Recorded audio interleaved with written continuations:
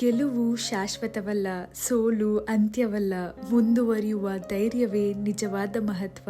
Very good morning. ಇದು Tuesday morning. ನಾನು ನಿಮ್ಮ ಪ್ರೀತಿಯ ಮೈಸೂರಿನ ಹುಡುಗಿ. ಅಕ್ಕ, ಯಾವಾಗ ಪಿ ಜಿಗೆ ಹೋಗ್ತೀರಾ? ಪಿ ಜಿ ಸಿಗ್ತಾ? ಪಿ ಜಿ ಈ ಏರಿಯಾದಲ್ಲಿ ಚೆನ್ನಾಗಿದೆ, ಆ ಏರಿಯಾದಲ್ಲಿ ಚೆನ್ನಾಗಿದೆ ಅಂತ ಇದ್ರಿ. ಸೊ ಫೈನಲಿ ನಾನು ಪಿ ಜಿಗೆ ಶಿಫ್ಟ್ ಆಗಿದ್ದೀನಿ. ಬಟ್ ಇದು ಟೆಂಪ್ರವರಿ ಪಿ ಜಿ ಆಗಿರುತ್ತೆ. ನಿನ್ನೆನೆ ಪಿ ಜಿಗೆ ಶಿಫ್ಟ್ ಆದೆ. ಅಂಡ್ ನಿನ್ನೆಯಿಂದ ನಾನು ಕ್ಲೈಂಟ್ ಪ್ಲೇಸಿಗೆ ಕೂಡ ಹೋಗ್ತಾ ಇದ್ದೀನಿ. ಬೆಳಗ್ಗೆನೆ ಬೇಗ ಎದ್ದು ರೆಡಿ ಆಗಿ 7:30 ಎಲ್ಲ ಪಿಕಪ್ ಪಾಯಿಂಟ್ ಅಲ್ಲಿ ಇದ್ವಿ. ಅಂಡ್ ನಾನು ನನ್ನ ಕೊಲೆಗ್ ಇಬ್ರು ಹೋಗ್ತಾ ಇದ್ವಿ. ನಮ್ಮ ಪಿಕ್ ಮಾಡೋದಕ್ಕೆ ಅಂತ ಕ್ಲೈಂಟ್ ಕಡೆಯಿಂದಾನೆ ಬಸ್ ಬಂತು. ಆಕ್ಚುಲಿ ವಿಡಿಯೋ ಮಾಡೋದು ಬೇಡ ಅಂತ ಐತೆ, ಬಟ್ ನಾನು ಎಕ್ಸ್ಪೀರಿಯನ್ಸ್ ಶೇರ್ ಮಾಡೋದಕ್ಕೋಸ್ಕರ ವಿಡಿಯೋ ಮಾಡ್ತಾ ಇದ್ದೀನಿ. ನಮಗೆ ಹೋಗಿದ್ದ ದಿನದಿಂದಾನೇ ನಮ್ಗೊಂದು ID ಕಾರ್ಡ್ ಕೊಟ್ಟಿದ್ರು. 3 days ಕೂಡ ಅದನ್ನ ವೇರ್ ಮಾಡಬೇಕಾಗಿತ್ತು. ಅಂಡ್ ಹೋಗುವಾಗ ಡೆಪಾಸಿಟ್ ಮಾಡಬೇಕಾಗಿತ್ತು. ಹೋಗ್ತಿದ್ದಂಗೆ ತಿಂಡಿ ಮಾಡೋದಕ್ಕೆ ಹೋಗ್ತಾ ಇದ್ವಿ. ಬಿಕಾಸ್ ಬೇಗ ಬರ್ತಿದ್ದ ಕಾರಣ ನಮಗೆ ಬ್ರೇಕ್ಫಾಸ್ಟ್ ಮಾಡೋದಕ್ಕೆ ಟೈಮ್ ಸಿಗ್ತಿರ್ಲಿಲ್ಲ. ಅಂಡ್ 3 days ಇಂದನೂ ಕೂಡ ಬೆಳಗ್ಗೆ ಹೋದಾಗ್ಲಿಂದ ಸಂಜೆ ತನಕ ನಿಂತ್ಕೊಂಡೇ ಕೆಲಸ ಮಾಡ್ತಾ ಇದ್ವಿ. ಮಧ್ಯದಲ್ಲಿ ಲಂಚ್ ಬ್ರೇಕ್ ಅಲ್ಲಿ ಮಾತ್ರ ನಾವು ಕುತ್ಕೊಂತಾ ಇದ್ದಿದ್ದು. ನನಗಂತೂ ಸಿಕ್ಕಾಬಡೆ ಕಾಲ್ ನೋವಿತ್ತು. ಬಿಕಾಸ್ ಅಲ್ಲಿ ಟೆಂಪರೇಚರ್ ಕೂಡ ತುಂಬಾನೇ ಚಳಿ ಇತ್ತು. ಇವತ್ತಿನ ಮಧ್ಯಾಹ್ನ ಊಟಕ್ಕೆ ನಾವು ಚಪಾತಿ ತಿಂದ್ವಿ. ನಾನು 1 ಚಪಾತಿ ಹಾಗೆ ಕಾರ್ನ್ ಪಲಾವ್ ಹಾಗೆ ರೈಸ್ ತಿಂದೆ. ಒಂದು ಸಫಿಶಿಯಂಟ್ ಊಟ ಮಾಡಿದ್ವಿ. ಅಂಡ್ ಊಟ ಆದ್ಮೇಲೆ ಒಂದು ಒಳ್ಳೆ ವಾಕ್ ಮಾಡಿದ್ವಿ. ತುಂಬಾ ವಿಶಾಲವಾಗಿತ್ತು ಜಾಗ.